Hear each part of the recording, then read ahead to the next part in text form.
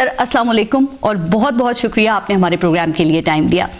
خان صاحب 22 سالہ جدوجہد میں آپ اپوزیشن میں رہے ہیں اور اب کوئی 2.5 سال سے آپ حکومت میں ہیں, تو سر کیا خیال ہے کہ اپوزیشن مشکل ہے یا حکومت کرنا زیادہ مشکل ہے؟ دیکھیں پارس, زندگی ایک سٹرگل کا نام ہے.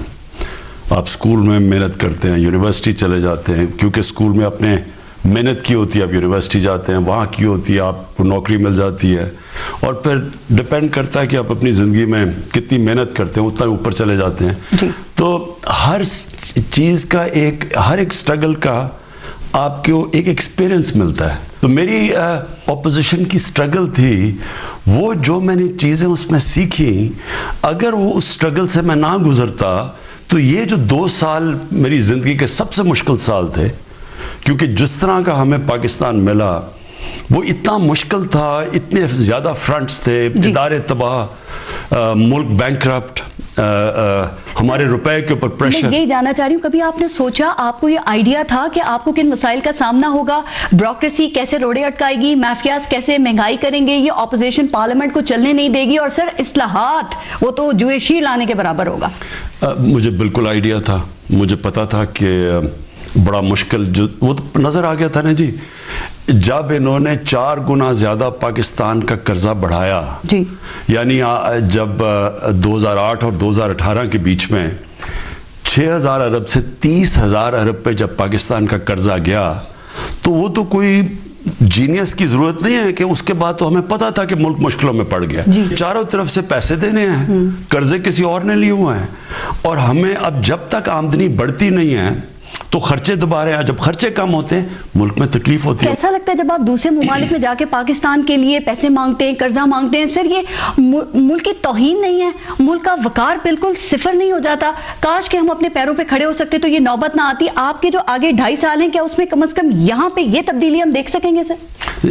ہاں بالکل, بڑی ایک شرمندگی ہوتی ہے, اور ہوئی مجھے شروع میں, کیونکہ ہمارے پاس پیسے ہی نہیں تھے. جس طرح میں نے کہا کہ جب جو کرایہ دار آ رہا ہے, کوئی پیسے مانگنے آ رہا ہے, ہمارے پاس تو پیسے ہی نہیں تھے. ہمارا تو جو فورن ایکسچینج ریزروز ہے وہ 0 پہ پہنچ چکے تھے. تو جب لوگ مانگ رہے تھے تو پھر ہمیں باہر کے دوست ملکوں کے پاس جانا پڑا, پیسے مانگنے پڑے. حالانکہ وہ ہمارے دوست بھی ہیں, لیکن شرم تو پھر بھی آتی ہوگی سر, یہ کوئی اچھا کام تو نہیں ہے جو آپ ایک دوست کے پاس جائیں, آپ دوست چھوڑیں, بھائی بہن کے پاس جائیں, پہلی دفعہ قرضہ مانگیں, چلیں وہ دے دیں گے. دوسری دفعہ جب آپ تیسری دفعہ جائیں گے تو وہ آپ کے قریبی دوست بھی آپ کو ایک بری نظر سے دیکھیں گے. تو بہرحال ایک تو وہ تھا, لیکن میں صرف آپ کو یہ کہنا چاہتا ہوں, جب آپ نے کہا نا کہ کیا مجھے اندازہ تھا, بالکل اندازہ تھا, لیکن اتنا اندازہ نہیں تھا کہ مثلا مجھے بجلی کا پوری طرح اندازہ نہیں تھا. ٹھیک. بجلی کا جو اوپر سرکولر ڈیٹ تھی, ہم بجلی اب بنا رہے ہیں مہنگی اور بیچ رہے ہیں لوگوں کو اس قیمت پہ جس میں خسارہ بڑھتا جا رہا ہے. مثلا 17 روپے پر یونٹ ایوریج بجلی بن رہی ہے, اور بیچ رہے ہیں 14 روپے پہ. تو جو 3 روپے ہے وہ جا رہا ہے سرکولر ڈیٹ پہ, تو قرضے چڑھتے جا رہے تھے. اور وہ اب آپ بجلی کی قیمت بڑھاتے ہیں تو لوگوں کے اوپر اور پریشر, انڈسٹری کے اوپر پریشر. اگر قیمت نہیں بڑھاتے قرضے بڑھ جاتے ہیں. تو یہ اس کا مجھے اندازہ نہیں تھا. سر میں مہنگائی پہ بات کروں گی, آپ کو اندازہ تھا کہ آپ کا ہوم ورک بھی تھا, آپ نے اس طرح کی تیاری بھی کی تھی, جو کہ آپ نے ہمیں امیدیں بہت دلائی تھی پوری قوم کو.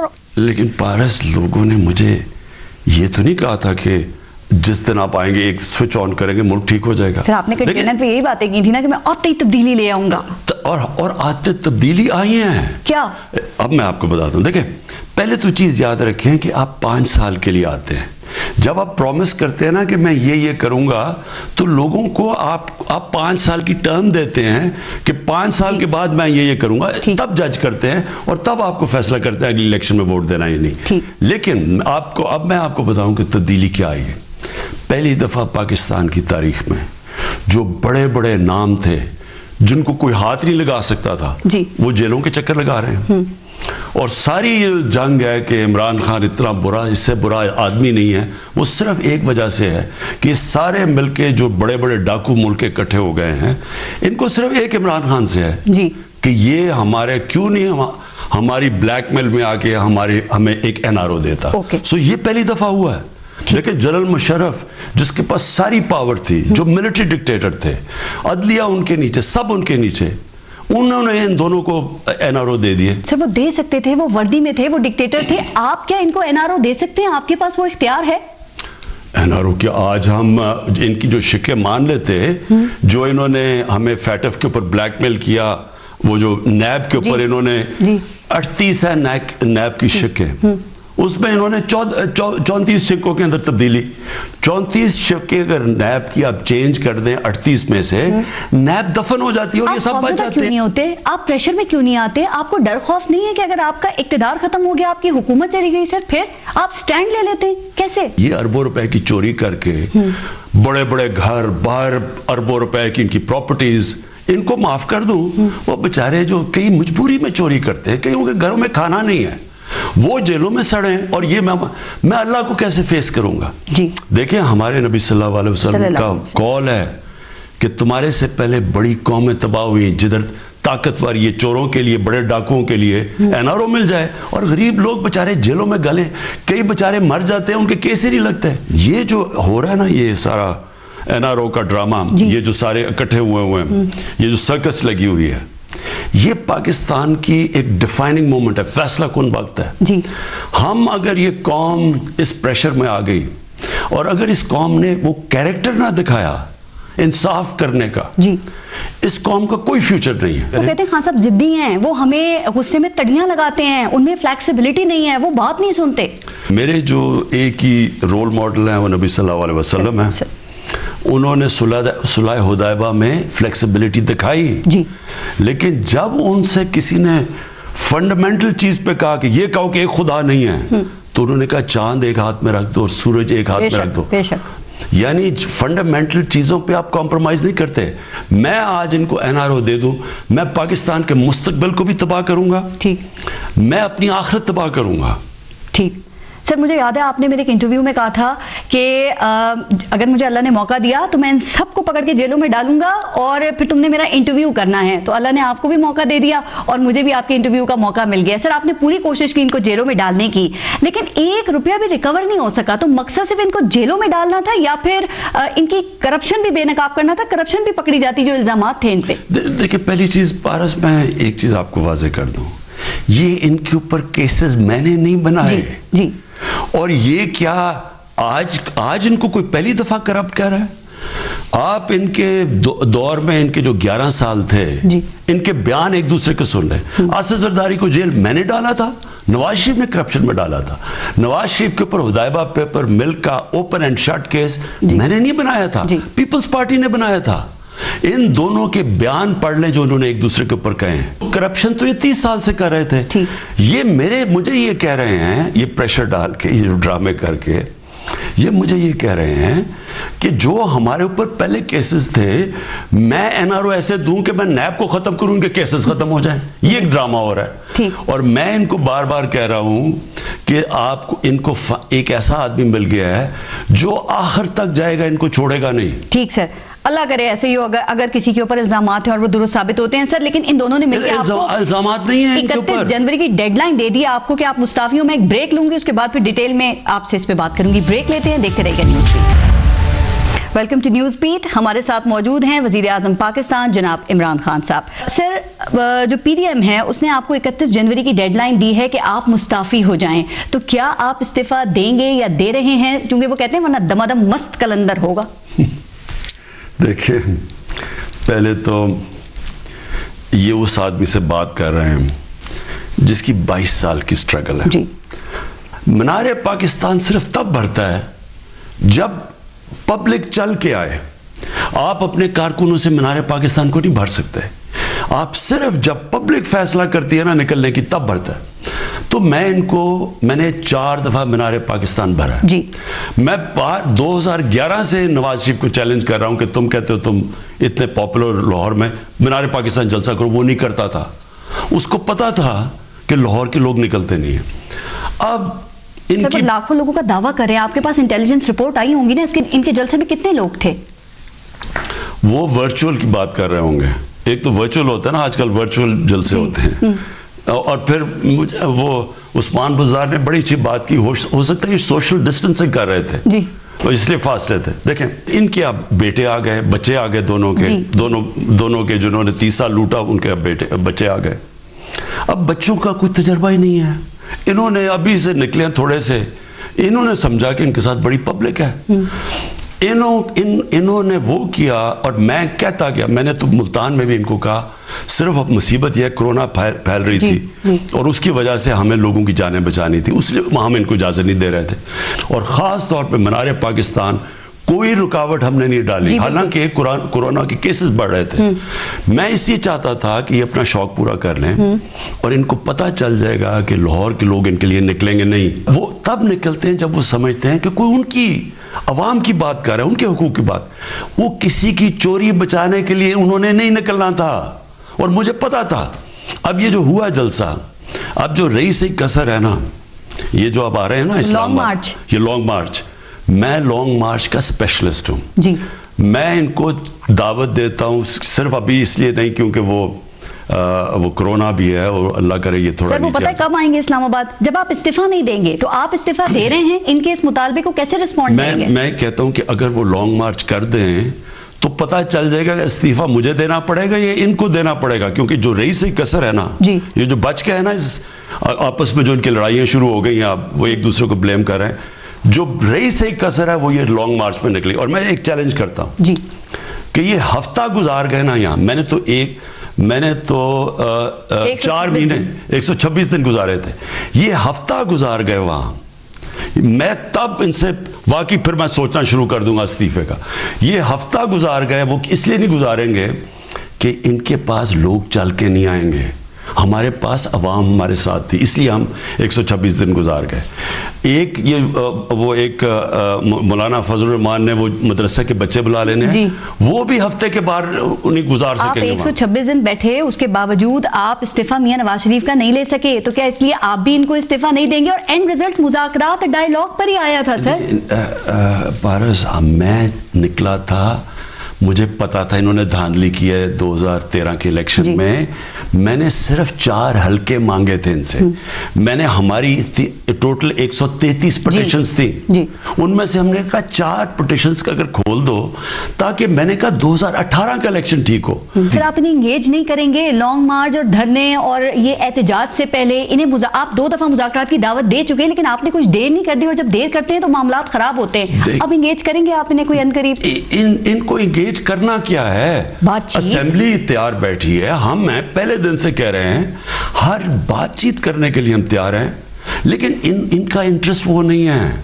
یہ سمجھ رہے ہیں کہ یہ ڈرامے کر کے اور لانگ مارچ, یہ مجھے کسی طرح NRO لے لیں گے. جب میں پہلی میری قوم سے میں نے خطاب کی, میں نے اس میں 2 چیزیں کی. میں نے کہا نمبر 1, یہ سارے جمہوریت کے نام پہ اکٹھے ہوں گے جب احتساب شروع ہوگا, اور یہ سارے کہیں گے جمہوریت خطرے میں اور ملک خطرے میں. اور دوسرا میں نے کہا کہ ان کے جو مفادات ہیں, جو ان کے انٹرسٹ ہیں, وہ پاکستان کے انٹرسٹ کے اپوزٹ ہے, تضاد ہے. یہ چاہیں گے کہ چوری بچاؤ, پاکستان کا انٹرسٹ ہے رول آف لا ہو, یہاں قانون کی بالادستی ہو, یعنی طاقتور اور کمزور کے لیے ایک قانون ہو. تو ہمارا یہ انٹرسٹ ہے ان کا. تو آج یہ مجھے سارا پتا تھا یہ ہونا ہے. یہ جس آدمی نے 22 سال سٹرگل کی اور ان سب کو جانتا ہو, اس کو پتا تھا کیا ہونا ہے. آپ ان کو بٹھائیں, آپ ان سے بات کریں. دیکھیں جہاں یہ آپ سے NRO مانگتے ہیں فوراً کھڑے ہو جائیں اور عوام کو بتائیں کہ دیکھو یہ NRO مانگ رہے ہیں, جیسے پہلے بتایا وہ 34 شکوں کا. لیکن ان کو دعوت تو دیں سر, یہ تو گورنمنٹ کا کام ہوتا ہے سر. نہیں پارس, وہ جو انہوں نے جو NRO مانگا تھا, یہ وہ تو انہوں نے لکھ کے دے دیا نا. انہوں نے سمجھا کہ فیٹف کے اندر پاکستان بلیک لسٹ میں جانے لگا ہے, تو عمران خان بلیک لسٹ سے بچنے کے لیے ہمیں NRO دے دے گا. انہوں نے وہ لکھ کے دے دیا. پہلے تو زبانی بات کرتے تھے, انہوں نے وہ لکھ کے چیزیں دے دی. اس کے بعد یہ کیا کہہ رہے ہیں, یہ آج کیا کہہ رہے ہیں, آپ یہ ذرا یہ سن لیں. یہ جب جلسے کہتے جی کہ عمران خان تو پتلا ہے, ہم اصل میں بات کر رہے ہیں وہ اسٹیبلشمنٹ سے ان کو, یعنی یہ کہہ یہ رہے ہیں کہ فوج کے اوپر پریشر ڈال رہے ہیں کہ ایک ڈیموکریٹک گورنمنٹ کو ہٹا دو. یہ ہے ڈیموکریٹک موومنٹ. آپ ڈیموکریٹک الیکٹڈ پرائم منسٹر ہیں, جب یہ بار بار آپ کو جعلی یا کٹ پتلی یا پھر سلیکٹڈ کہتے ہیں, سر آپ کو غصہ نہیں آتا یا آپ ہنس کے ٹال دیتے ہیں ان چیزوں کو؟ پارس, یہ سن لیں ذرا, آپ عوام کو سمجھ آنی چاہیے کہ یہ جو اپنے آپ کو ڈیموکریٹس کہہ رہے ہیں اور یہ ڈیموکریٹک موومنٹ کہہ رہے ہیں, یہ کس کو اپیل کر رہے ہیں؟ ان کو پتا ہے کہ عمران خان نے تو ہلنا نہیں ہے. یہ اپیل کر رہے ہیں پاکستانی فوج کو, ان کو یہ کہہ رہے ہیں کہ آپ اس گورنمنٹ کو, ایک ڈیموکریٹک گورنمنٹ کو ہٹا دیں. جی, یہ آرٹیکل 6 لگتا ہے یہ غداری کا کیس ہے. دوسرا یہ کہہ رہے ہیں کہ اگر پاکستانی فوج, اگر یہ جو آرمی چیف اور ISI چیف مجھے نہیں ہٹاتے تو فوج کو کہہ رہے ہیں کہ ان کو ہٹا دو. جی, یعنی اس سے پھر ایک جلسے میں کھڑے ہو کے وہ کہتا ہے بلوچستان آزاد ہو جائے, وہاں ان کا ایک کوئی آدمی ہے, ادھر یہ آ کے کہتا ہے یہ جو اچک سے وہی لاہور کو کہتا ہے کہ وہ, یعنی یہ جو جس طرح کی یہ باتیں کر رہے جلسوں میں, یہ تو ڈیسپریٹ ہے. آپ کی حکومت اسی لیے اب تک ٹکی ہوئی ہے چونکہ یہ کہہ رہے ہیں ادارے آپ کے پیچھے ہیں, اگر ادارے ہٹ جائے تو عمران خان کی حکومت گرانا ہمارے لیے بڑا آسان ہے. کیا واقعی سے نہیں؟ وہ تو میں سمجھنے کی کوشش کر رہا ہوں نا کہ وہ ادارے کیا کر رہے ہیں, کہ سپورٹ کر رہے ہیں آپ کو, وہ کیسے کر رہے ہیں, آپ کے ساتھ کھڑے ہیں. پاکستان کی فوج ایک گورنمنٹ کا ایک ادارہ ہے, وہ میرے نیچے ہیں. پاکستان کی فوج میرے اوپر نہیں بیٹھی ہوئی, میری نیچے ہے. میں ایک پاکستان کا الیکٹڈ پرائم منسٹر ہوں. جی, اور یہ کہنا کہ میرا ایک نیچے ادارہ مجھے گرا دے, یہ کوئی, مجھے یہ بتائیں کوئی کسی دنیا کی ڈیموکریسی میں یہ سنا ہے؟ آپ کی ایک تعریف ہے سر کہ آپ مشکل سوالات کو بھی فیس کرتے ہیں اور ان کا جواب دیتے ہیں. کبھی نہیں کہا گیا کہ پہلے سے سوالات بھیجو, ایون ٹاپکس نہیں پوچھے جاتے جب بھی آپ کا انٹرویو کیا ہے. میں اسی آپ کی خوبی کا فائدہ اٹھاتے ہوئے ایک سوال آپ سے پوچھنا چاہتی ہوں. اپوزیشن ہے یہ نیریٹو بلڈ کرتی ہے کہ باس آپ نہیں ہیں, باس آرمی چیف جنرل باجوہ ہیں اور آپ ان کو رپورٹ کرتے ہیں. تو سر اس سوال کو کیسے رسپونڈ کریں گے؟ دیکھیے پارس, کہنے کو تو آپ جو مرضی کہتے ہیں, لیکن اس چیز کا کوئی آپ کے پاس کوئی ایویڈنس تو ہوگی نا کہ میں یہ کیوں کہہ رہا ہوں. یعنی کوئی مجھے ایک چیز بتائیں کہ میں نے کوئی چیز ایسے کی ہو جو کہ میرے, یعنی جو میرے منشور کے خلاف ہے, جو اس کے خلاف جو کسی پریشر میں آ کے کوئی میرے کیریکٹر کے اگینسٹ کوئی چیز میں نے کی ہے. مجھے کوئی ایک چیز بتا دیں, کوئی ایسی چیز بتائے نا. کوئی آپ, اگر میں آپ کے پورے الزام لگا رہا ہوں کسی وجہ سے لگاؤں گا نا, ایسے تو نہیں لگاؤں گا. میری ابھی تک میں آپ کو بتاؤں, جو چیز میری گورنمنٹ کرنا چاہیے, جو ہماری پالیسیز ہیں, جو میرے منشور میں, اور میرا آپ منشور اٹھا کے پڑھیں, پاکستانی فوج اور پاکستان کے سارے ادارے میرے ساتھ کھڑے رہے. کوئی ایسا ادارہ نہیں ہے جس نے میری مدد, اور یہ جو ہم 2 سالوں میں اس مشکل وقت سے پاکستان کو آج نکالا ہے, جو ہم نے کرونا کے اندر, آج دنیا اکنالج کرتی ہے کہ پاکستان وہ ملک ہے 5-6 ملکوں میں سے بہترین طریقے سے اپنے ملک کو, لوگوں کی جانیں بھی بچائیں اور دوسرا اپنی معیشت کو بھی بچا لیا. اگر پاکستانی فوج اور ادارے میرے ساتھ نہ کھڑے ہوتے, میں اکیلا کیا کر سکتا تھا؟ کے حوالے سے آرمی چیف جنرل باجوہ اور DG ISI جنرل فیض حمید, آپ نے کام کے حوالے سے ویسے ان کو کیسا پایا ہے؟ کیونکہ آپ سے پہلے جو حکمران تھے نا, ان کو ان سے بڑی شکایتیں تھیں, خاص طور پہ DG ISI سے. دیکھو, پہلے تو میں آپ کو بتا دوں, پہلے حکمرانوں کو ان سے شکایتیں کیا ہیں. یہ سارے, ان کی ساری تاریخ یہ ہے کہ اسٹیبلشمنٹ کی گود میں پلے. یہ شریف, جنرل جلانی اور ضیاء الحق کے, جس طرح میں نے تو دیکھا ہوا نا, جنرل ضیاء الحق جب آتے تو وہ اتنا جھک جاتے تھے کہ لگتا تھا کہ پتہ نہیں آپ ان کے جوتے نہ پالش کو شروع کر دیں. ہم نے تو اپنی آنکھوں سے دیکھا اس کو.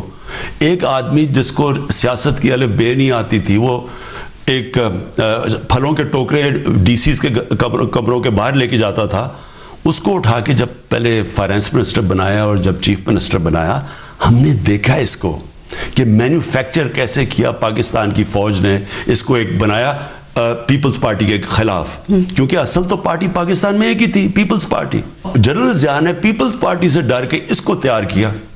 مجھے 1988 میں ضیاء الحق نے میسج پہنچوائی اپنے بیٹے کے ذریعے, چھوٹا بیٹا جو تھا ان کا انوار, کہ میں آپ کو پاکستان میں وزارت دینا چاہتا ہوں, آپ پاکستان آ جائیں کیونکہ یہاں ہمارے پاس کوئی ہے نہیں. مجھے کہتا ہمارے پاس کوئی, اور واقعی اگر نواز شریف کوئی بنانا تھا تو سمجھ رہے ہیں کہ کیا حالات ہوں گے ان کے. تو انہوں نے اس کو بنایا. پھر 1990 میں وہ جنرل ISI کے ہیڈ دورانی کی سٹیٹمنٹ ہے سپریم کورٹ میں, کیسے پیسے دیے اس کو, نواز شریف کو اور IGI کو بنانے کے اندر. تو یہ سارا یہ تو پلے ہوئے ہیں اسٹیبلشمنٹ کے اوپر. لیکن جس طرح یہ اپنی تقریر میں میاں صاحب جس طرح آرمی چیف اور DGISI کو مخاطب کرتے ہیں، ان سے حساب کتاب مانگتے ہیں، سر بطور PM کبھی آپ کو یہ انفارمیشن ملتی ہے اس طرح کی کہ فوج کو اس کو لے کر بڑی ایگریسو ہے، ان میں بڑا ریاکشن ہے، انہیں بڑا غصہ آتا ہے کہ ان کے آرمی چیف کو اس طرح سے مخاطب کیا جا رہا ہے جو کہ بڑا ڈسپلنڈ ادارہ ہے فوج؟ تو میں آپ کو یہ بتا رہا ہوں کہ یہ جو بار بار فوج کو مخاطب کرتا ہے نواز شریف، اس کی وجہ ہے یہ فوج کا پروڈکٹ ہے، یہ فوج کی نرسری میں پلا ہوا ہے. اس کو کیا پتا تھا پالیٹکس کا؟ اس نے کون سی اپنی کوئی پارٹی بنائی ہے؟ اس نے جو پارٹی بنائی پھر اس نے رشوتیں دی. اس ملک کے اندر کرپشن شروع نواز شریف نے کی. سارے جوہر ٹاؤن کے پلاٹس دے کے تو اس نے پارٹی بنائی ہے. نان پارٹی بیسس پہ تو الیکشن ہوا تھا 85 میں. اس نے کیا کیا؟ اب کسی کی کوئی پارٹی تو تھی نہیں، اس نے پیسے دے کے تو پارٹی بنائی ہے. اس نے رشوتیں دے کے کرپشن کر کے اس ملک کا بیڑا غرق کیا، اور اسٹیبلشمنٹ ساتھ تھی اس کے. اور آپ نے باہر بھیج دیا. اب میں آپ کو بتاؤں، اسٹیبلشمنٹ ساتھ تھی. اب اس کو 2013 میں اس کی اسٹیبلشمنٹ میں مدد کی الیکشن میں، جو میں کہتا رہا 4 حلقے کھولو، اسے نہیں کھولے. 2018 میں اس کو تکلیف یہ کہ اسٹیبلشمنٹ نے پھر سے کیوں نہیں مدد کی. ان کو یہ نہیں ہے کہ ان کو پتہ ہے کہ الیکشن فری بہترین جو فیفن کی رپورٹ ہے، فیفن کی آپ رپورٹ پڑھ لیں، 2013 اور 18 کے الیکشن کی کمپیریزن دیکھ لیں کہ یہ بہت بہترین الیکشن ہوا. امپائر کی انگلی کی باتیں آپ اس وقت میں کرتے تھے سر، یہ کہتے ہیں آپ کو سپورٹ کر دیا انہوں نے. پارس میں آپ کو بتاؤں، پہلے یہ سننا ذرا. تو ان کا سب سے زیادہ کمپلینٹ اب فوج پہ یہ ہے کہ آپ نے ہماری مدد کیوں نہیں کی، اور اب ہماری مدد کریں اس گورنمنٹ کو گرانے کے لیے. جنرل باجوہ کو میں آج ایک ان کی تعریف کرتا ہوں. کیا تعریف ہے؟ مجھے پتا ہے کہ میں پرانے آرمی چیفز کو بھی جانتا تھا. اس طرح کر کے کسی آرمی چیف کو اٹیک کرنا، فوج کے اندر ایک ریاکشن آتا ہے. یہ جنرل باجوہ ایک سلجھے ہوئے آدمی ہیں، ایک وہ اس کے اندر ٹھہرا ہوا ہے، اس لیے وہ برداشت کر رہے ہیں. کوئی اور فوج میں ہوتا بڑا ریاکشن آنا تھا. غصہ تو بہت ہے اندر اس وقت، لیکن مجھے پتا ہے کہ وہ برداشت کر رہے ہیں کیونکہ وہ بلیو کرتے ہیں ڈیموکریسی کے اندر. اور اس لیے یہ جنرل فیض اور ان کے اوپر اٹیک کر رہے ہیں، فوج کو بلیک میل کر رہے ہیں کہ کسی طرح پریشر ڈالیں ڈیموکریٹک گورنمنٹ کو گرانے کے لیے. ٹھیک، تو آپ سمجھتے ہیں کہ اس وقت آرمی چیف جنرل باجوہ اور DGISI جنرل فیض حمید جو کام کر رہے ہیں، آپ ان سے خوش ہیں، آپ ان سے مطمئن ہیں، اور وہ بالکل ایک رائٹ ڈائریکشن میں جا رہے ہیں؟ میں بالکل خوش ہوں. ہر طرح مثلاً جب فلڈز آتے ہیں، فوج نے بڑھ کے ہماری مدد کی ہے. کرونا کے اندر جو ہم نے پورے لوجسٹکس کی ضرورت تھی، پوری طرح فوج نے مدد کی. ایک وائرس ہے جو پولیو کی، اس میں فوج اگر ہماری مدد ہم نہیں کر سکتے کیونکہ بارڈر ایریاز میں. بلوچستان کے اندر یہ جو ہم سی پیک کے پروجیکٹس ہیں، دیکھیں اس وقت یہ بڑا کم ہوتا ہے. ملک میں سول اور ملٹری کی زبردست ہماری اس وقت ریلیشن شپ ہے. دوسری چیز یہ کہ ان کو فوج سے کیا پرابلم تھا مجھے بتائیں. آج تک نواز شریف کو فوج نے کہیں روکا کسی کام سے؟ نواز شریف کا اور اسد زرداری کا پرابلم فوج سے کیا تھا؟ وہ کیا تھا؟ وہ جو ایک ان کے ایک وہ ڈان لیکس کا کیس تھا اور ایک میمو گیٹ تھا زرداری کے دور. وہ کیا تھا؟ ان کو فوج سے مسئلہ صرف ایک ہے، کیونکہ ان فوج کو ISI کو ان کی ساری چوریوں کا پتہ چل جاتا ہے. کیونکہ وہ مثلا جو ایجنسیز ہوتی ہیں وہ پروٹیکٹ کرتی ہیں لیڈر کو، تو ان کو سب کو پتا ہوتا ہے کہ مجھے کون کال کر رہا ہے، کیا کر رہا ہے، کیا میرے کانٹیکٹس میں کیا کر رہا ہوں، کیونکہ ان کا کام ہوتا ہے یہ پروٹیکشن دینے. اور آپ کمفرٹیبل ہیں اس میں، تو میں پتا ہے سب کچھ. اگر ان کو میرا سب کچھ پتا ہے، لہٰذا مجھے کوئی چیز چھپانے کی نہیں ہے. ٹھیک سر. ان کو پرابلم ہے کہ انہوں نے یہ چوری کر رہے ہوتے ہیں، اس لیے ان کی کوشش ہوتی ہے، جس طرح نواز شریف نے پنجاب پولیس کو اپنا نوکر بنایا، اس طرح اس کی کوشش ہوتی ہے فوج کو دبائیں. سر آپ نے میاں نواز شریف کو، آپ کو احساس ہوتا ہے یا دکھ ہوتا ہے اس بات کا کہ آپ نے ان کو جانے کیوں دیا؟ اگر آپ نہ جانے دیتے تو وہ یہ سارا بیانیہ بلٹ نہیں کر سکتے تھے.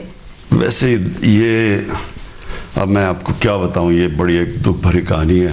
ہمیں جس میڈیکل اوپینین سے پوچھے وہ کہیں جی اتنی زیادہ بیماریاں ہیں کہ پتہ نہیں ہے. وہ مس گائیڈ کیا آپ کو. اب کیا کہہ سکتے ہیں؟ جو آج اس کے حالات دیکھتے ہیں اور جو ہمیں انہوں نے رپورٹس دکھائی ہیں اس میں تو کوئی وہ تو آس پاس سے نہیں نظر آتا. تو بڑے حشاش بشاش ہیں، وہاں سے تقریریں کر کے آپ کو روزانہ آئے دن وہ للکارتے ہیں. سر ان ریسٹورنٹ میں کھانا کھا رہے ہیں، چہل قدمی کر رہے ہیں، نہ ان کی کوئی سرجری کی ڈیٹ پتہ چل رہی ہے، نہ ان کی کوئی پلیٹلیٹس کی تعداد پتہ چل رہی ہے.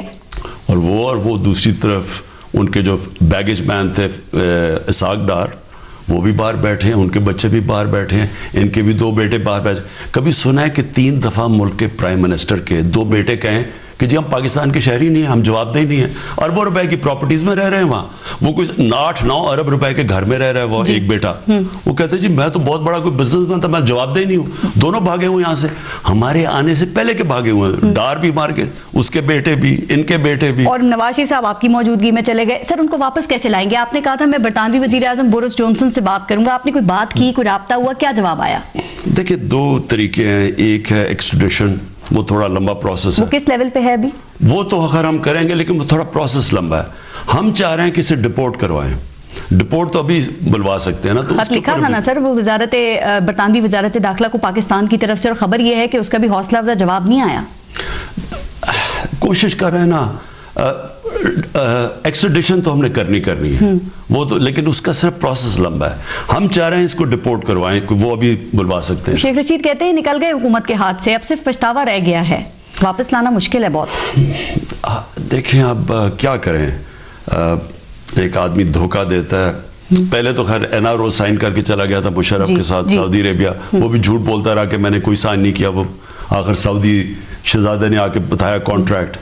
اس باری ایسا ایکٹنگ کی ہے کہ وہ بالی ووڈ میں بھی میرے خیال میں آسکر مل جاتا وہ ایکٹنگ کا. ہم امید رکھیں کہ آپ انہیں واپس لے آئیں گے اپنے ہی ٹینیور میں؟ دیکھ کوشش کریں گے, میں اب کہہ نہیں سکتا کہ کتنی دیر لگے گی. سر استعفوں کی بات کر رہی ہے PDM, آپ کے استعفے کو ڈیمانڈ کر رہی ہے, اور وہ کہہ رہی ہے جو ہمارے استعفے ہیں وہ ایٹم بوم ہیں, تو کیا ان سے بچنے کے لیے آپ نے حفاظتی انتظامات کر لیے؟ اور سر اگر یہ استعفے دیتے ہیں آپ فوراً قبول کر لیں گے ان کو؟ دیکھیں میں ہر جو PDM چیز کرنا چاہتی ہے ہر چیز کے لیے میں تیار ہوں, جو بھی کرنا چاہتے ہیں. لیکن میں آج آپ کے سامنے پیشن گوئی کر رہا ہوں کہ یہ جو بھی کریں گے نقصان اب انہی کو ہونا ہے.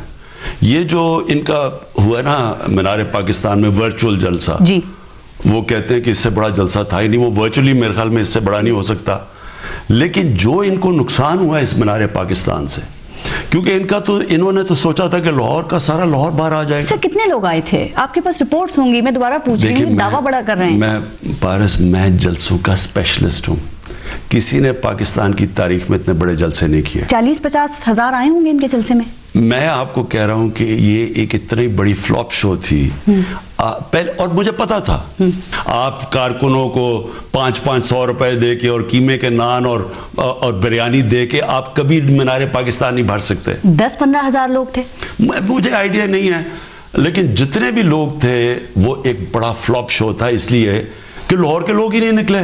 آپ ادھر ادھر سے سارے پاکستان سے جمع کر کے مدرسوں کے بچوں کو بھی وہ مولانا فضل الرحمان لا کے, اگر یہی آپ کی شو تھی. جلسے کا صرف یہی نہیں ہوتا کہ وہاں لوگ آتے ہیں چل کے, جلسے کے اندر ایک جنون ہوتا ہے. جی یہ جلسہ ایسا تھا کہ یعنی خیر میں نے تو دیکھا ہی نہیں, کیونکہ مجھے پتا تھا کہ سر آپ نے کہا وہ فلاپ تھا, لیکن اگر یہ استعفے دیتی ہے PDM آپ انہیں قبول کریں گے فوراً؟ میں تو انتظار کروں کہ استعفے دیں. مسئلہ نہیں ہو جائے گا؟ آدھی سے زیادہ اسمبلی کے استعفے آ جائیں گے. میں دعا کر رہا ہوں کہ استعفے دے. بائی الیکشنز کیسے کروائیں گے؟ ممکن ہوگا یہ کروانا؟ آپ دیکھتے رہیں. اگر یہ استعفے دیں, میں آنیسٹلی آپ کو کہتا ہوں کہ پاکستان کی بہتری ہوگی. وہ استعفے دے کے خاموش ہو کے نہیں بیٹھیں گے, زیادہ شدت سے باہر نکلیں گے. دیکھ پھر سے میں پارس آپ کو کہتا ہوں کہ یہ اس طرح ہے نا کہ ان کی کوالیفیکیشن, 2 بچے جو لگے ہوئے اپنے باپوں کی کرپشن بچانے کے لیے, جی ان کی کوالیفیکیشن یہ کہ ان کے باپ پولیٹیشین تھے, یہی ہے نا کوالیفیکیشن. ان کی تو اور کوئی انہوں نے کچھ نہیں کیا. یہ ایسے ہے کہ عمران خان کرکٹ کا کیپٹن تھا, میرے بیٹے کو بھی کرکٹ کا کیپٹن بنا دو, یہ ایسی ہے. یعنی یہ ان کی, کیونکہ ان کو کوئی تجربہ ہی نہیں ہے, نہ انہوں نے اسٹرگل کیا ہے, یہ جتنی یہ اسٹرگل کرتے رہیں گے یہ میرا فائدہ کرواتے رہیں گے. اوپر سے ایک اور چیز میں آپ کو بتا دوں, یہ جو یورپین ڈس انفارمیشن لیب کی ابھی رپورٹ آئی ہے, یہ بڑی انٹرسٹنگ ہے. جی ہندوستان نے دنیا میں فیک اکاؤنٹس کتنے, کوئی 150 یا 500 بنائے ہوئے تھے, اس میں مسلسل پاکستان کو ٹارگٹ کر رہے تھے. یہ یورپین یونین کی رپورٹ ہے ڈس انفارمیشن لیب کی. جی اس کے اندر کون لوگ ہیں؟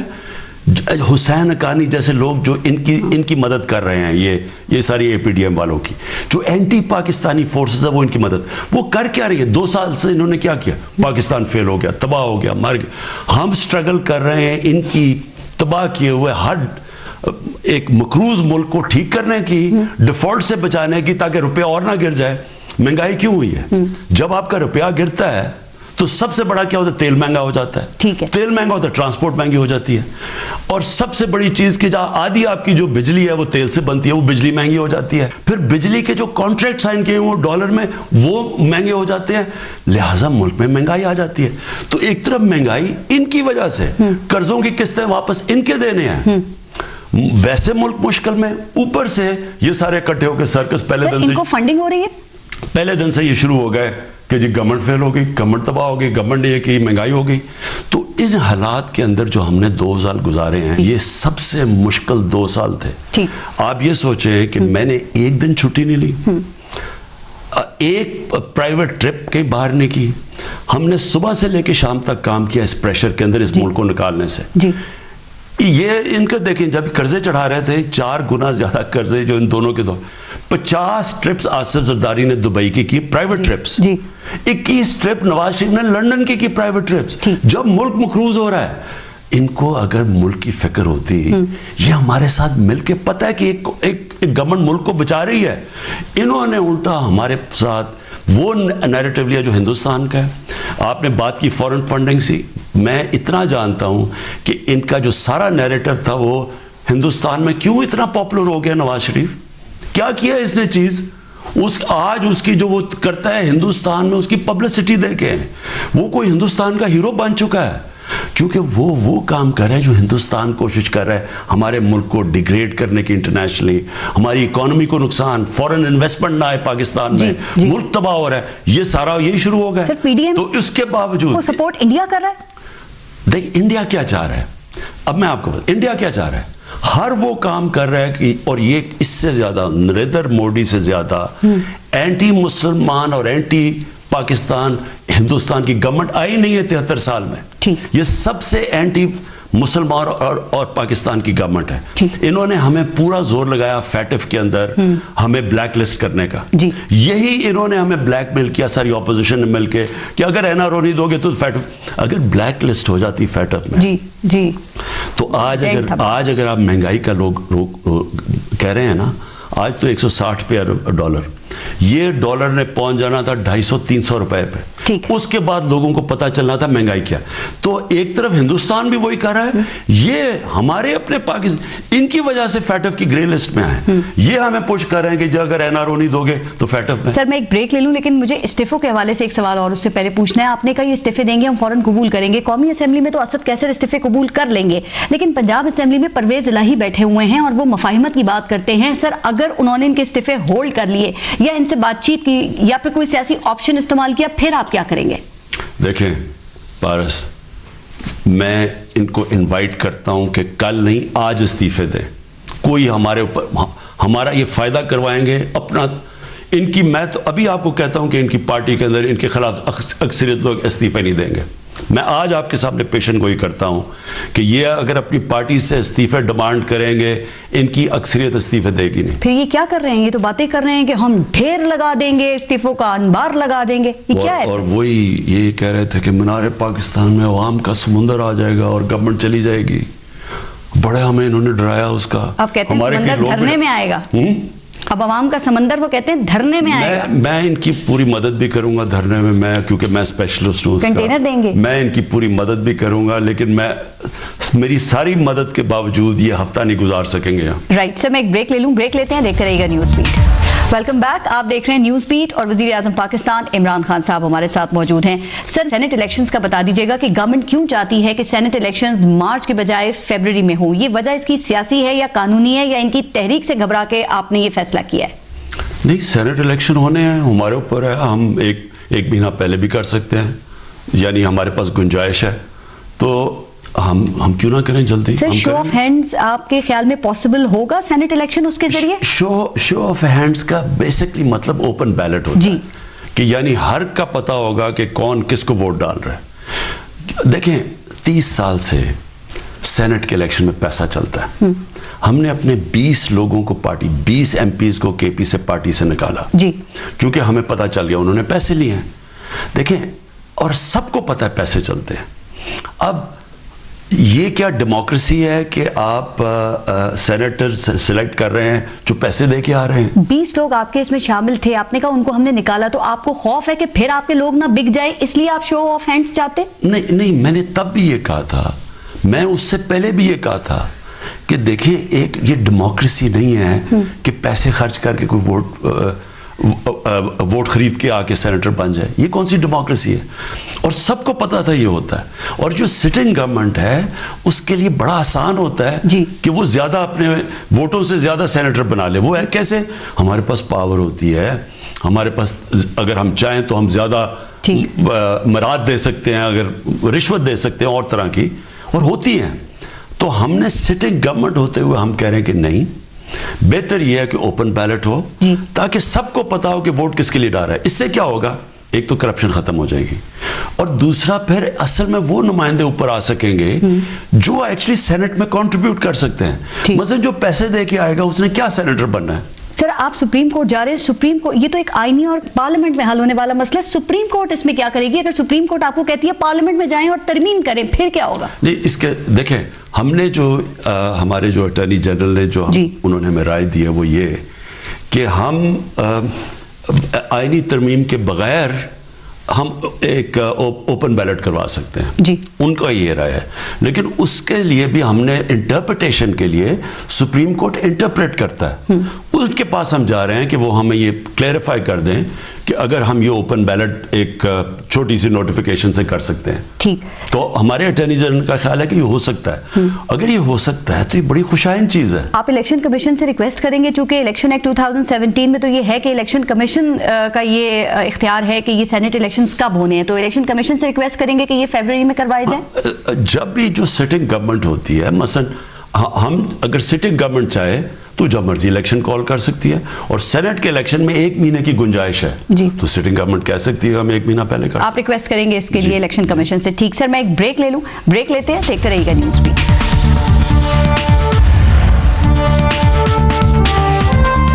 پاکستان کے انڈیکیٹرز ہیں، اکانومی چلنی شروع ہو گئی ہے. In these 2 years Pakistan has moved into the right direction.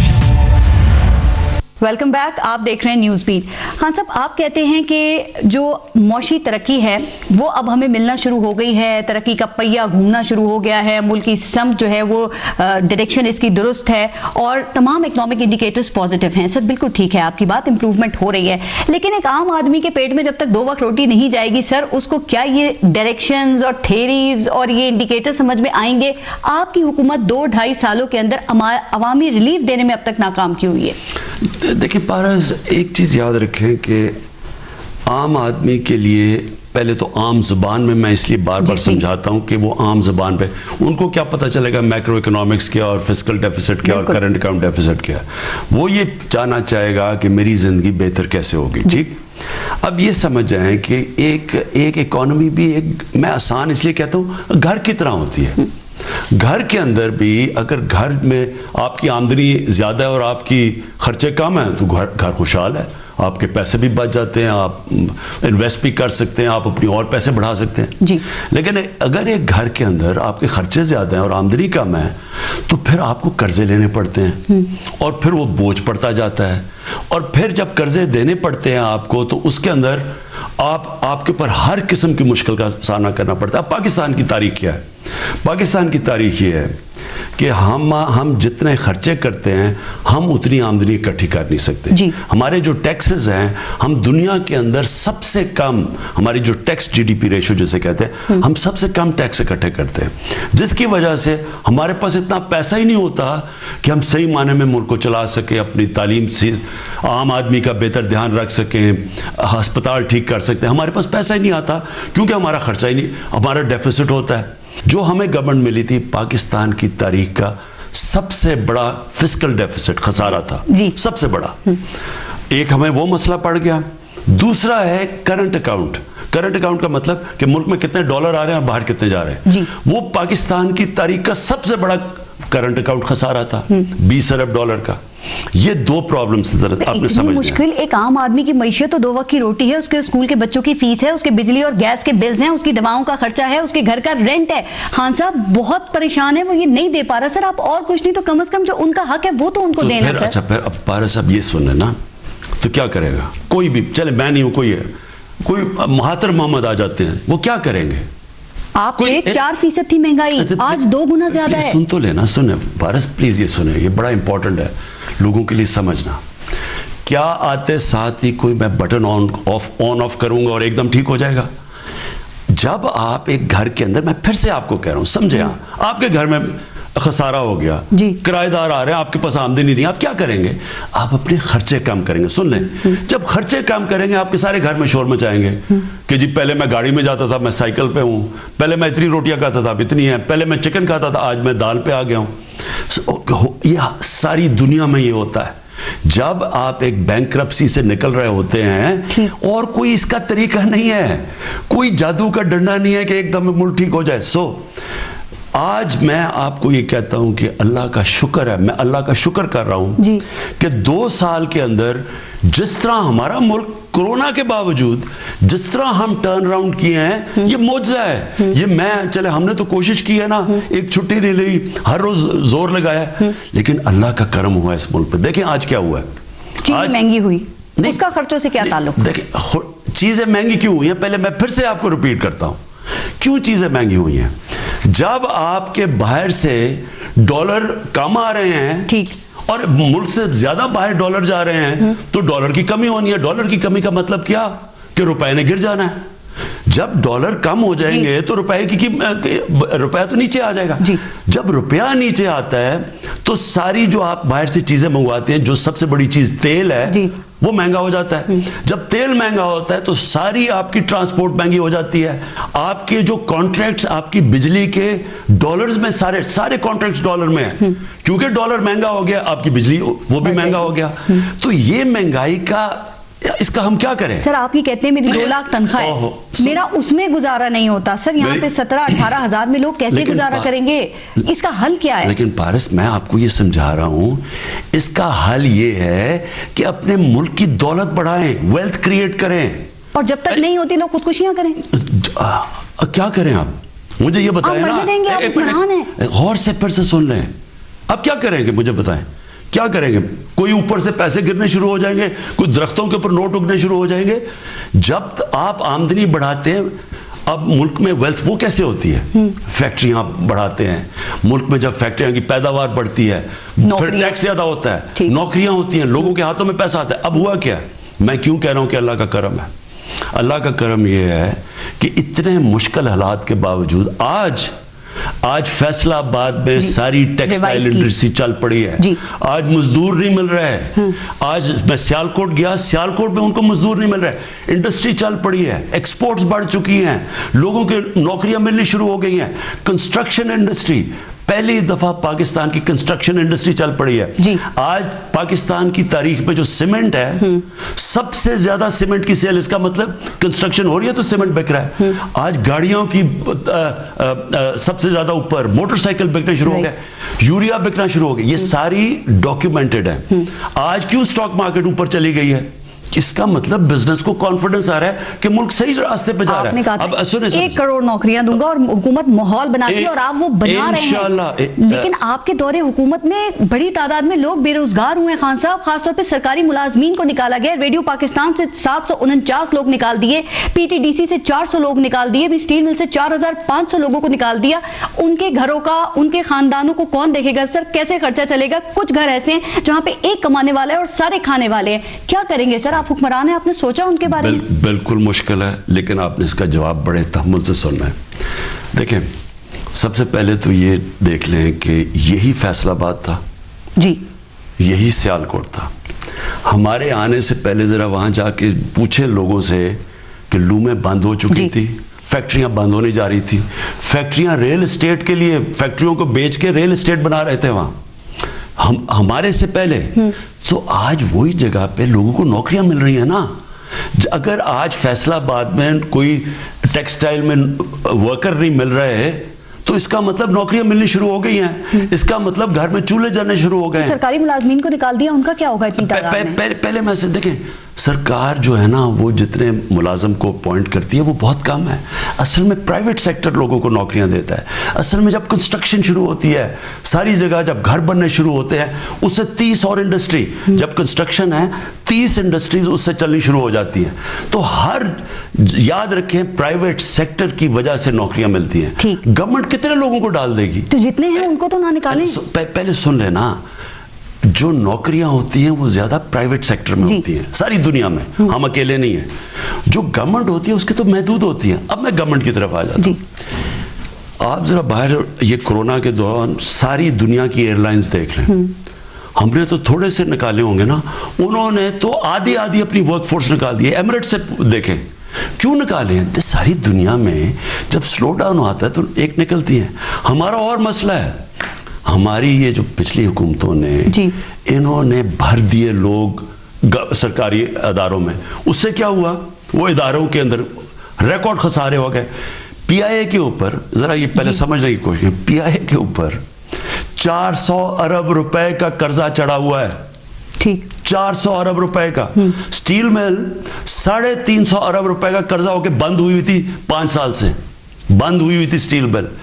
उस स्टील मिल के ऊपर 1.25 अरब रुपया हुकूमत हर महीने स्टील मिल को दे रही थी। वो किसका पैसा था? वो कौम का पैसा था, सारा दिया जाएगा। लेकिन कोई अल्टरनेटिव तो दें इसका इन लोगों को। सारी दुनिया के अंदर जब एक कोई भी इदारा खसारे में जाता है तो वो क्या होता है? वो उनसे लोगों को नौकरियों से निकाल देते हैं, क्योंकि या उनके पास 2 तरीका होता है, या वो इतना खसारा हो जाए कि वो बंद हो जाए इदारा, जिस तरह स्टील मिल बंद हो गई, या फिर उसको वायबल करें ताकि वो आहिस्ता आहिस्ता चले, पैसा मिले, मुल्क की दौलत बढ़ी। सर, पीएमएलएन के दौर में जब लोगों को निकाला गया, आप उनके साथ जाके खड़े होते थे इनकी हुकूमत के खिलाफ कि इन्होंने लोगों को निकाला।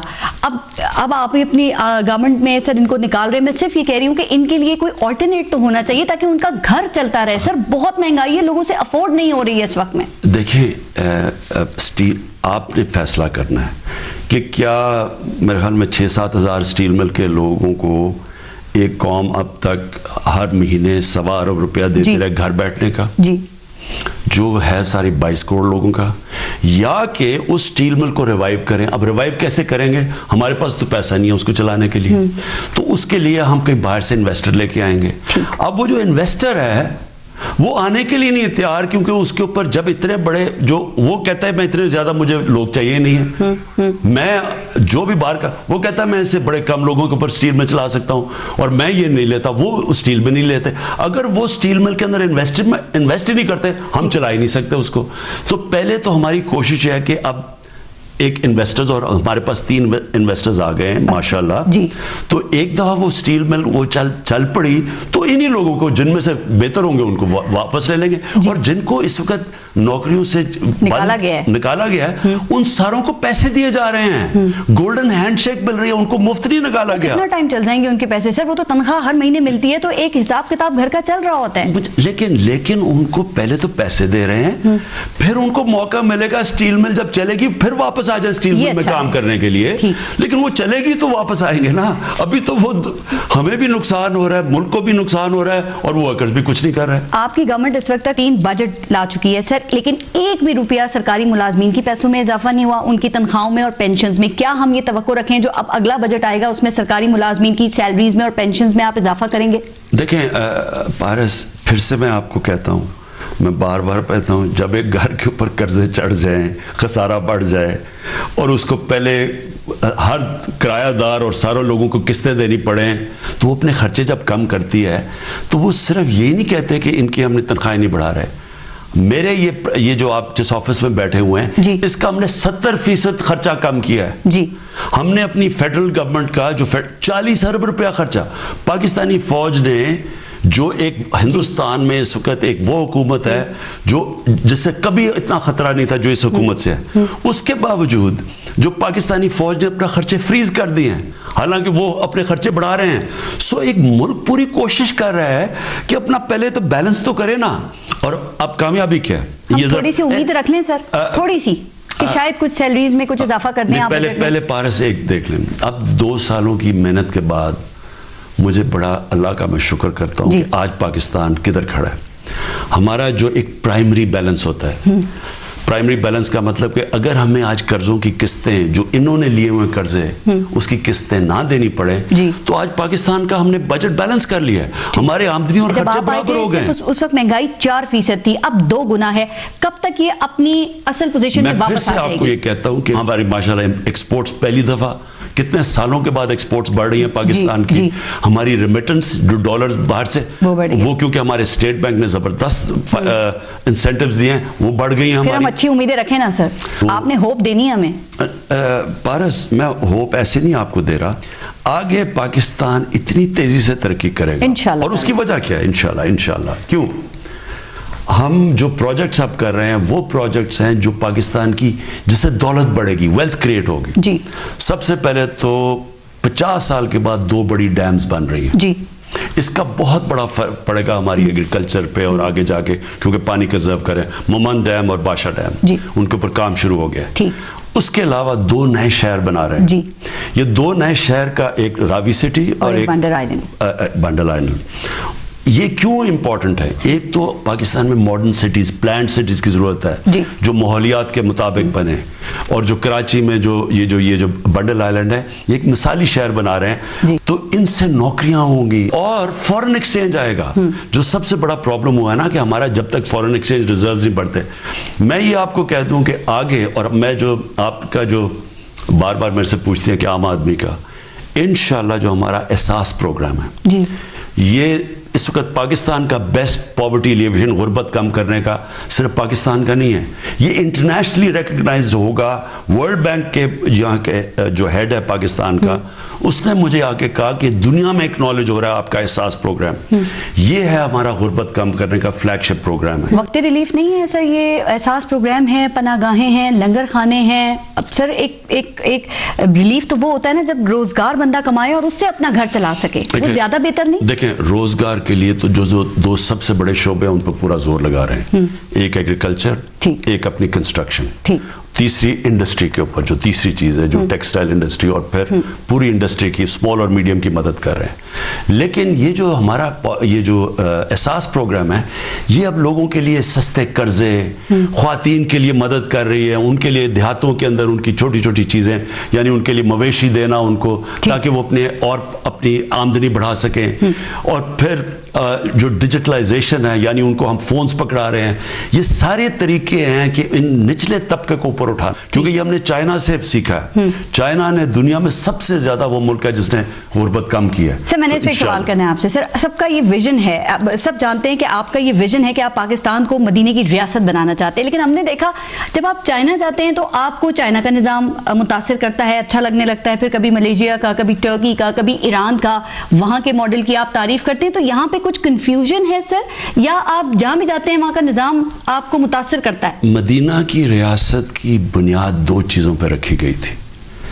एक कि पहली दुनिया की तारीख में फलाई रियासत बनी थी जी, जिस रियासत ने अपने कमजोर तबके की जिम्मेदारी ली थी, और दूसरी कानून की बालादस्ती थी। कमजोर और ताकतवर कानून के सामने एक बराबर थे, जो हमारे नबी सल्लल्लाहु अलैहि वसल्लम ने कहा था कि मेरी बेटी भी अगर चोरी करेगी तो उसको वही सजा मिलेगी, मतलब कि वहां कोई फर्क नहीं था।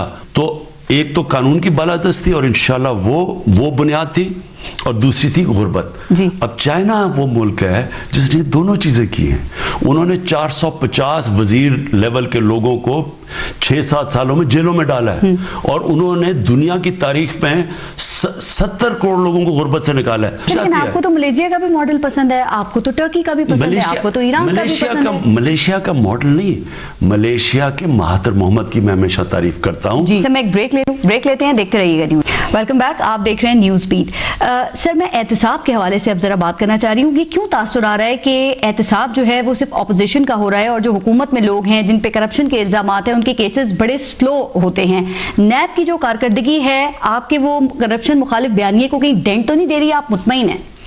देखिए पारस, ये एक अजीब सी इस मुल्क में हमारे जान के ये किया गया है। ये जो करप्ट लोग हैं जो पावर में रह चुके हैं 30 साल में जी, उन्होंने किया क्या है? वो ये कहते हैं कि हम सब एक ही बराबर है। ये गवर्नमेंट है जो अभी 2 साल हुए आई है, वो भी वही है जो 30 साल से ये हुकूमत कर रहे हैं। केसेस इनके पुराने बने हुए हैं, ہم تو ابھی 2 سال ہوئے ہیں. آپ کے دور میں بھی کیسز بنے ہیں سر. جہانگیر ترین کے اوپر کیس بنا, وہ آپ کے پرانے ساتھی تھے یا ہیں, لیکن احتساب ان کے حوالے سے اتنا سلو کیوں ہے؟ ان کی جگہ اگر کوئی اپوزیشن کا لیڈر ہوتا تو آپ کا یہی رد عمل ہوتا یا وہ جیل میں ہوتا ابھی؟ میں ابھی اس کا آپ کو دونوں جواب دیتا ہوں. پہلی چیز تو یہ کہ یہ میڈیا کی ایک میرا بہت بڑا کمپلینٹ ہے. پہلے تو مجھے آزاد میڈیا ایک جمہوریت کا حسن ہوتا ہے, ایک معاشرے کا ایسٹ ہوتا ہے, بہت بڑا اثاثہ ہوتا ہے. تو مجھے تو کبھی آزاد میڈیا سے کوئی مسئلہ کبھی آیا ہے, نہ آ سکتا ہے, کیونکہ وہ ڈرتے وہ ہیں جنہوں نے چوری کرنی ہوتی ہے, وہ ہمیشہ آزاد میڈیا سے ڈرتے ہیں. اس لیے نواز شریف نے نجم سیٹھی کو 97-98 میں پکڑ کے اچھی طرح مار پڑوائی تھی جب اس نے اس کی کرپشن پہ آرٹیکل لکھا تھا, کیونکہ ان کو ڈر رہتا ہے نا, اس لیے وہ پیسے بھی دیتے ہیں, میڈیا کو ڈراتے بھی ہیں. مجھے تو کوئی بھی ڈر نہیں ہے. میں تو کہتا ہوں بلکہ اچھا ہے کہ اگر میڈیا صحیح معنی میں تحقیقات کر کے ہماری اپنی گورنمنٹ پہ رکھے تو ہمارا تو فائدہ کرے گا. پیٹرول بحران رپورٹ بھی آ گئی ہے. ہاں, پیٹرول بحران کی رپورٹ بھی آ گئی ہے, اس میں کسی مشیر یا کسی وزیر کو سزا ملے گی, ذمہ دار ٹھہرایا جائے گا. تو پہلے تو میں یہ کہہ دوں کہ لیکن جدھر مجھے پرابلم ہوتا ہے میڈیا سے وہ یہ ہوتا ہے, وہ جو ابھی آپ نے پہلی بات کی تھی کہ 30 سال سے اس ملک میں ان کے دور میں وہ ایک دوسرے کو کرپٹ کہہ رہے ہیں. ان کے اوپر باہر کتابیں لکھی ہوئی ہیں ان کی کرپشن کی, BBC کی فلم بنی ہوئی ہیں, ان کو کمپیئر کریں وہ پارٹی جو بھی 2 سال سے آئی ہے. ایک تو پہلے کوئی کمپیریزن نہیں ہے. پھر میڈیا میں وہ بیٹھ جاتے ہیں وہ ٹاک شوز کے اوپر, ایک ہوتا ہے کوئی ایسے لوگ ہیں جس کے اوپر 18 قتل ہیں, دوسری طرف ہمارا ایک ممی ڈیڈی ٹائپ بیٹھا ہوتا ہے. وہ ایک ہی قرآن کی آیت ہے کہ کیا ایک بد کردار آدمی اور ایک جو کہ ایک نیک آدمی ہے, وہ ان کو آپ ایک ہی ترازو میں تولیں گے؟ وہ نہیں ہے, برابر نہیں ہے وہ. ہم ان کو, ہمارے کئی لوگوں نے جا کے عدالت میں چلے گئے جی نواز شریف کو تقریر کرنے کی اجازت دی جائے. ایک آدمی جو جھوٹ بول کے ملک سے بھاگا ہوا ہے, سپریم کورٹ نے اس کو کنوکٹ کیا ہوا, اس کے اوپر اتنے کرپشن کے کیسز ہیں, اور وہ باہر بھاگا ہوا, اس کو تقریر کرنے دے. یعنی یہ تو جیلوں میں سب کو تقریر کرنے دے. سر آپ کیا کہتے ہیں؟ آپ کہتے ہیں اکاؤنٹیبلٹی کا نظام ایسا ہونا چاہیے جس پہ الزام ہو وہ بچ نہ سکے. پہلے میں پارس, آپ جو میڈیا ہے نا, اس کا ایک پازیٹیو رول بھی ہے, لیکن یہ نیگیٹو رول ہے کہ آپ چوروں کو اور وہ لوگ جو ٹھیک ہے ان کو ایک ہی کٹارے میں کھڑے کر دیتے ہیں. یہ ہوتے نہیں ہیں. اچھا, اب الزامات ان کے اوپر, تو ان کے اوپر وہ کیسز ہیں, آپ شوق ہو جائیں گے جو ان کے اوپر کیسز ہیں. ان کے اوپر جو اس وقت مریم نواز کے اوپر کیا کیس ہے, جو پیناما کے اندر, جو ہم نے نہیں پیناما کا انکشاف کیا, وہ انٹرنیشنلی نکلا, اس میں یہ آیا ہے, اس میں کہ 4 اربوں روپے کے محلات ہیں میفر میں, اس کی مالکہ مریم نواز ہے. اس کا کیا جواب ہے؟ الزام تو عاصم سلیم باجوہ پہ بھی ہے, انہوں نے آپ کو جواب دیا, آپ نے کہا میں مطمئن ہوں. کیوں سر؟ جواب تو آپ کو نواز شریف نے بھی, سر انہوں نے بھی کلیریفیکیشنز دی تھی, دادا پوتے کی کہانی سنائی تھی, انہوں نے قطعی خط دیا تھا, آپ سیٹسفائیڈ نہیں ہوئے تھے. میں نیب نہیں ہوں, میں نیب نہیں ہوں. تحقیقات نہیں ہونی چاہیے ان کی نیب سے؟ سنتے لے, تحقیقات کرنا نیب کا کام ہے. یہ جو ان کے اوپر کیسز ہیں یہ نیب میں ہمارے آنے سے پہلے کے ہیں. ہمارے جو کیسز ہیں, مجھے کوئی کہہ دے کہ کسی بھی میرے وزیر کسی کے اوپر کوئی الزامات لگے اور میں جا کے نیب کو کہوں کہ جی اس کو نہ پکڑیں, میں تو, فرق کیا ہوا ہے؟ فرق یہ ہوا ہے کہ ہم نے اداروں کو کھلا چھوڑ دیا ہے. ہماری جو شوگر انکوائری جو آپ نے جہانگیر کی بات کی, وہ بالکل اس نے کسی میں امتیاز نہیں کیا. شوگر مل 70% تو ان کی ہیں, یہ جو دونوں مین پارٹیز کے پولیٹیشنز ہیں, شریفوں کی اور زرداریوں کی ہے. 20% شیئر جہانگیر ترین کا بھی ہے. سر مافیاز کھلے پھر رہے, کوئی گرفتار ہی نہیں ہوا. سن تو لینا پارس, میرا کام لوگوں کو گرفتار کرنا نہیں ہے. میرا کام یہ ہے کہ جب وہ شوگر انکوائری آئی, میں نے ایک ایسی رپورٹ کروائی جس میں کوئی کسی میں امتیاز نہیں کیا گیا اپنے اور پرایوں میں. میرا یہ کام ہے, میرا کام ہے کہ میں انصاف سے تحقیقات کروں.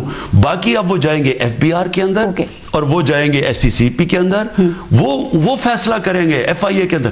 میرا کام نہیں ہے. دیکھیں میرا کام یہ ہے کہ اب جو یہ پیٹرول کا ہوا سارا کرائسس, ہم نے اب پوری انکوائری کروائی, ایک 3 ممبر کمیٹی بٹھائی ہے. وہ کیا کرے گی؟ وہ اس ساری انکوائری کے اندر دیکھے گی کس کس کا آیا, پھر وہ بلائیں گے بھی لوگوں کو اور اس کے بعد ایکشن لیا جائے گا.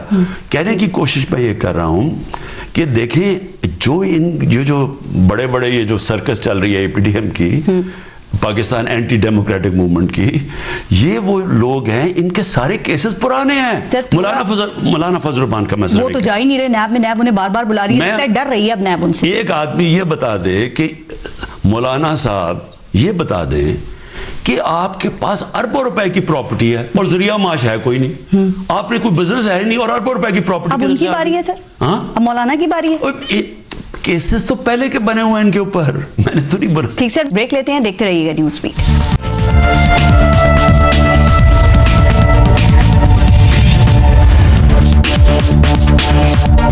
اس گورنمنٹ کی جو سب سے بڑی کام کہ بڑے بڑے چیلنجز پالیسی پہ آپ سے تھوڑی انشاءاللہ ایک عظیم قوم بنائیں گے.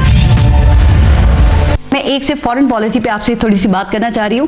اس وقت آپ کے دور حکومت میں فورن پالیسی کے بڑے بڑے چیلنجز کیا ہیں؟ کیا یہ حقیقت ہے کہ سعودی عرب اور UAE کے ساتھ ہمارے اس وقت اچھے تعلقات نہیں ہیں؟ دیکھیں، سب سے پہلے تو ایک چیز یاد رکھنا کہ فورن پالیسی ڈیپینڈ کرتی ہے آپ کی کتنی تکڑی فورن پالیسی ہے، ڈیپینڈ کرتی ہے کہ آپ کے معاشی حالات کیسے. جی، اگر آپ کو بھیک مانگنی پڑے ہر جگہ جا کے کیونکہ آپ کے ملک کو لوٹ کے سارے باہر بڑے بڑے محل بن گئے ہیں اور ملک سے باہر پیسہ منی لانڈرنگ کر کے باہر لے گئے ہیں اور آپ کا خسارہ ہو گیا ہے جی، اور کسی نے توجہ نہیں دی کہ یہاں ایکسپورٹس اور امپورٹس میں کتنا بڑا، تو جب آپ کو باہر پیسے قرضے لینے پڑیں تو یہ یاد رکھیں کہ فورن پالیسی اس طرح کی نہیں ہوتی جو ایک آزاد ملک جو اپنے پیر پہ کھڑا ہوتا ہے.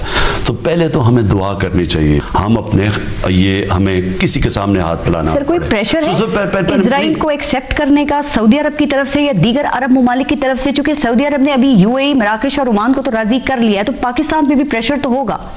میرے اوپر کسی قسم کا پریشر نہیں ہے، نہ ہے نہ کوئی ڈال سکتا ہے. وہ اس لیے نہیں ڈال سکتا کہ میں ایک تو قائد اعظم محمد علی جناح کی پالیسی پہ چل رہا ہوں. ہم کبھی اسرائیل کو ریکگنائز نہیں کر سکتے جب تک فلسطینیوں کو ان کے حقوق نہ ملے. اور دوسری چیز، ایک پاکستان ایک ڈیموکریٹک سوسائٹی ہے، ہمارے پبلک کا کیا رائے ہے؟ آپ کبھی بھی یہ پاکستان کی جو ایک ڈیموکریٹک سوسائٹی میں آپ ایکسیپٹ نہیں کر سکیں کیونکہ ساری قوم فلسطینیوں کے ساتھ کھڑی ہے، وہ چاہتی ہے کہ ان کے حقوق ملے، اس لیے میرے اوپر کوئی پریشر نہیں ہے. رائٹ سر، کیا ایک خبر یہ آ رہی ہے کہ کوئی گورنمنٹ کی کیبنٹ سے کوئی ملنے اسرائیل تل ابیب میں گیا ہے؟ ایسی کوئی بات ہے؟ کوئی ملاقات ہوئی ہے؟ پہلے تو یہ بالکل غلط ہے، لیکن کیوں جائے گا جب ہماری پالیسی ہے کہ ہم اسرائیل کو ریکگنائز نہیں کر سکتے تو کیوں جائے گا؟ وہ وزیر نے جا کے وہاں کیا کرنا ہے؟ یہ بالکل فیک نیوز ہے. دیکھیں، میں پھر سے آپ کو بتا رہا ہوں، ایک پوری کیمپین چل رہی ہے. یہ جو یورپین یونین کی ڈس انفارمیشن لیب نے ہندوستان کا پورا نیٹ ورک انہوں نے باہر سے انہوں نے اس کو بے نقاب کیا ہے.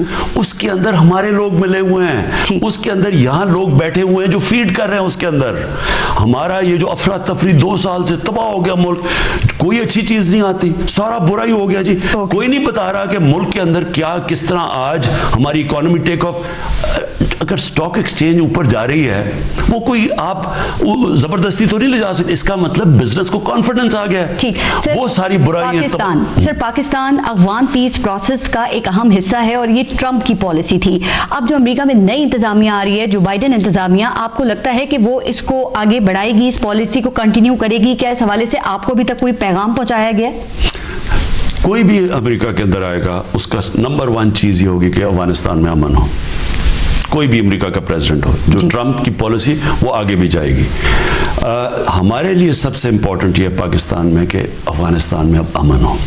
ہم اپنی پوری کوشش کر رہے ہیں، جو بھی ہم کوشش کر سکیں طالبان کے اوپر جس طرح کا بھی پریشر ڈال سکیں کہ کسی طرح یہاں وہاں یہ وائلنس کم ہو، یہ جو تباہی مچی ہوئی ہے وہاں جو جنگ ہو رہی ہے وہ ختم ہو، تاکہ وہاں کسی قسم کی ایک سیٹلمنٹ ہو جائے، امن ہو، کیونکہ اس کا افغانستان کے بعد سب سے زیادہ ہمیں فائدہ ہے. جی سر، جو بائیڈن سے ابھی تک کوئی آپ کی ٹیلی فونک کنورسیشن ہوئی ہے؟ صرف ٹویٹر پہ ہی آپ نے ان کو مبارکباد دی ہے؟ نہیں، کوئی ابھی میری ان سے بات نہیں ہوئی، ابھی تک نہیں ہوئی ہے. سر کشمیر کے حوالے سے آپ نے بڑا کمپرومائز کیا ہے، تو کیا کشمیر واقعی ہمارے ہاتھ سے نکل چکا ہے؟ پہلے مجھے یہ بتائیں، یہ کون بیوقوف ہے جو یہ بات کر رہا ہے؟ اپوزیشن کہہ رہی ہے سر. میں یہ کہہ رہا ہوں کہ یہ اپوزیشن یہ انہوں نے یہی کہنا ہے. وہ جب تک NRO نہیں ملنا جو بھی ہم نے کرنا ہے وہ غلط ہے. لیکن پہلے ایویڈنس دیکھ لینا. 50 سالوں کے بعد اگر کشمیر 3 دفعہ جی یونائٹڈ نیشن سیکیورٹی کاؤنسل میں ڈسکس ہوتا ہے تو کیسے وہ پیچھے چلا گیا؟ جب ان کی باری تھی نواز شریف کی، انہوں نے تو حریت لیڈر سے ملنے کو انکار کر دیا جب وہ گیا تھا وہاں۔ نریندر مودی ان کا سب سے اچھا دوست تھا، وہ آدمی جو پاکستان کی آرمی چیف کو بلا بھلا کہہ رہا ہے، فوج کو برا بھلا، ہمیں دہشت گرد کہہ رہا ہے، دنیا میں پاکستان کو آئسولیٹ کر رہا تھا، تب وہ نواز شریف اپنی شادیوں پہ بلا رہا ہے گھر پہ اس کو۔ آج پاکستان جدھر کھڑا ہے، آپ کوئی بھی کسی انڈیپینڈنٹ اینالسٹ سے پوچھ لیں، ہندوستان اور پاکستان کا جو انٹرنیشنل امیج ہے، ہمیشہ ہندوستان کا امیج اوپر تھا، پاکستان کا نیچے تھا۔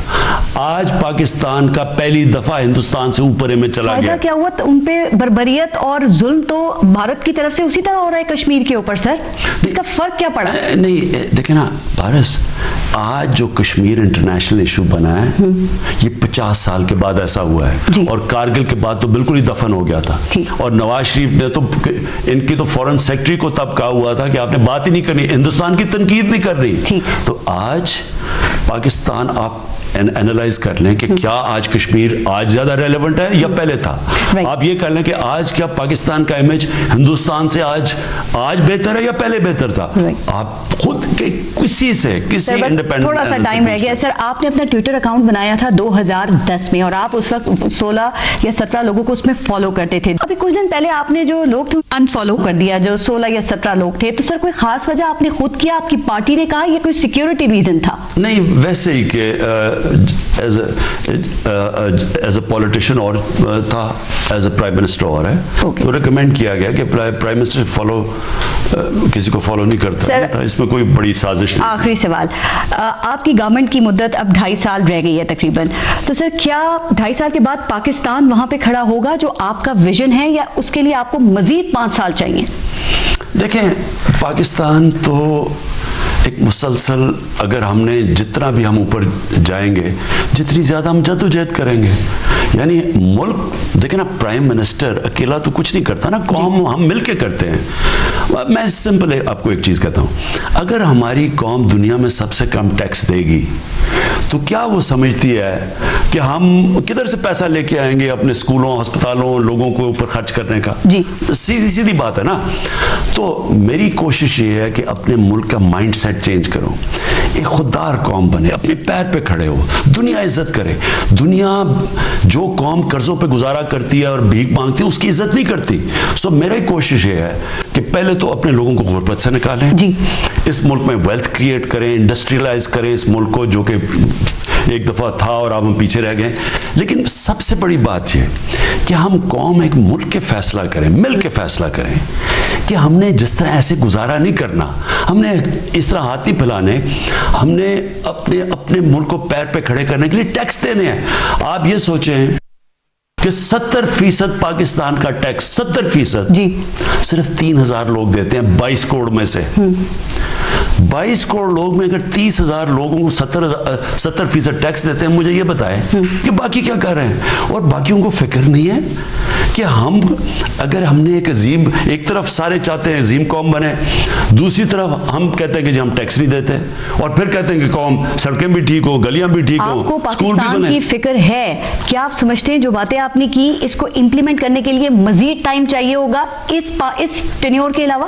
دیکھیں، ٹائم تو وہ ہوگا 5 سال کے بعد لوگوں کو فیصلہ کریں گے، ایک ہی فیصلہ ہوگا کہ کیا ان کی زندگی بہتر ہوئی ہے یا نہیں ہوئی، کیا میں نے ان سے سچ بولے یا نہیں بولے، اس کے اوپر آگے فیصلہ ہوگا۔ 2023 میں اہم اچیومنٹس کیا ہوں گی 1 2 3 آپ کی گورنمنٹ کی؟ میری سب سے بڑی تو انشاءاللہ احساس پروگرام ہوگا، کہ لوگوں کو غربت سے نکالنے کا، اس میں اور یہ دنیا میں اکنالج ہوگا۔ آج میں پیشن کو ہی کر رہا ہوں، ہمارا احساس پروگرام دنیا میں ایک مثال بن جائے گی۔ جس طرح ہم نے کرونا کے دور جس طرح احساس نے جس طرح پیسے بانٹے، لوگوں کی مدد کی، وہ بھی مثال بنی ہوئی ہے، اس کے اوپر بھی مثال دیتے ہیں دنیا۔ سو نمبر 1 وہ ہوگا، نمبر 1 پاکستان، نمبر 2 پاکستان کو انڈسٹریلائز کروا کے اپنی ایکسپورٹس بڑھانی ہے۔ جب تک ہم اپنی ایکسپورٹس نہیں بڑھائیں گے، 20 دفعہ جا چکا ہے پاکستان IMF کے پاس, کیونکہ ہمارا وہ خسارہ ہو جاتا ہے کرنٹ اکاؤنٹ کا. تو ایکسپورٹس کے اوپر سب سے زیادہ اور انڈسٹری کے اوپر, جس سے روزگار ملے گا. اور پھر جو تیسری چیز ہے, لانگ ٹرم پروجیکٹس پاکستان کے, باشا ڈیم, ممن ڈیم, 2 بڑے شہر, 2 نئے ماڈرن سٹیز, یہ بڑے بڑے پروجیکٹس ہیں, یہ میگا پروجیکٹس ہیں. اور اس کے ساتھ ساتھ جو سب سے امپورٹنٹ ہے, اپنے آنے والی نسلوں کے لیے اپنے ماحولیات ٹھیک کرنا ہے, انوائرمنٹ, درخت اگانے, صفائی کرنی, دریاؤں کی, ہوا کی. آخر میں یوتھ کو کوئی پیغام دیں گے؟ آپ ان کے رول ماڈل ہیں, پاکستان میں یوتھ کی اکثریت آپ کو اپنا ہیرو سمجھتی ہے, آپ انہیں کوئی پیغام دیں گے؟ جی, میں اپنے یوتھ کو یہ پیغام دوں گا کہ یہ جو ایک مولانا رومی کا ایک بڑا اچھا ایک کہات ہے کہ جب اللہ نے آپ کو پر دیے تو چونٹیوں کی طرح زمین پہ کیوں چلتے ہو. ہم جو بھی چاہیں ہم بن سکتے ہیں, بڑی سوچ چاہیے ہوتی ہے, خودداری چاہیے ہوتی ہے. اور جو میرا آخری پیغام ہے یہ کہ ہم نماز میں اللہ سے ایک ہی چیز مانگتے ہیں کہ اللہ مجھے ان کے راستے پہ لگا جن کو نعمتیں بخشی, ان کے نہیں جو تباہی کے راستے پہ چلے گئے. جو نعمتیں بخشی کا راستہ ہے نا, وہ عظمت کا راستہ ہے, وہ ہے نبی صلی اللہ علیہ وسلم کی ان کا راستہ, کیونکہ وہ اللہ کے حبیب تھے, سب سے عظیم انسان دنیا کی تاریخ میں نہ کوئی آ سکتا ہے نہ کبھی آیا.